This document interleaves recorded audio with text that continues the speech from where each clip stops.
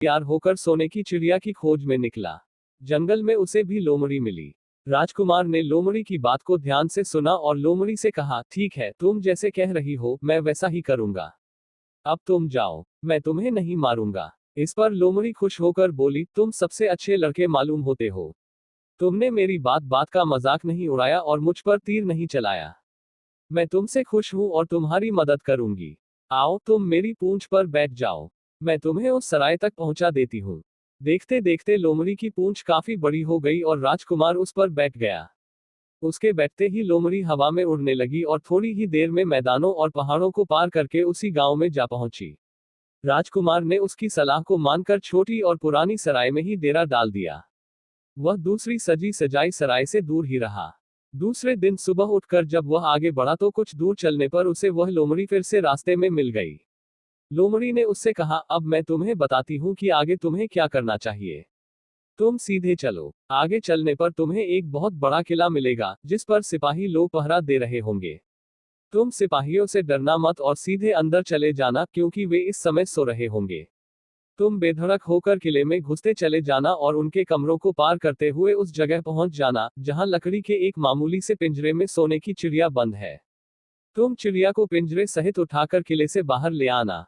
लेकिन एक बात याद रखना, चिड़िया के पिंजरे के पास ही एक बहुत सुंदर सा सोने का पिंजरा भी रखा होगा। तुम भूल कर भी चिड़िया को उस पिंजरे में मत रखना। मगर तुम उसे लकड़ी के पिंजरे में से निकालकर सोने के पिंजरे में रखने की कोशिश करोगे तो बाद में पछताओगे। यह कहकर लोमड़ी ने राजकुमार को फिर से अपनी पूंछ पर बिठाया और थोड़ी ही देर में उसको किले के पास पहुंचा दिया। राजकुमार ने किले का पास जाकर देखा कि सचमुच उसके पहरेदार सो रहे थे।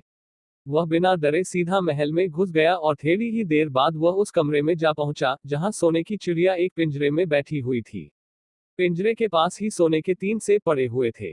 इन सेबों को देखकर राजकुमार ने फौरन पहचान लिया कि ये सेब उसके पिता के बाग के ही थे।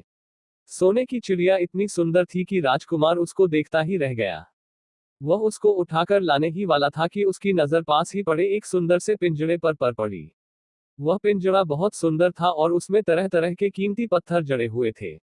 सोने की चिड़िया के लिए वही पिंजरा ठीक मालूम पड़ता था।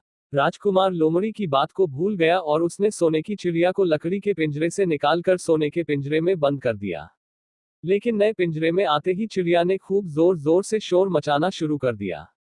राजकुमार पिंजरे को उठाकर कमरे से बाहर भी नहीं निकल पाया था कि बहुत से सिपाही कमरे में घुस आए और उन्होंने राजकुमार को पकड़ लिया। अब राजकुमार को अपनी भूल का पता चला। उसे याद आया कि लोमड़ी ने उससे क्या कहा था।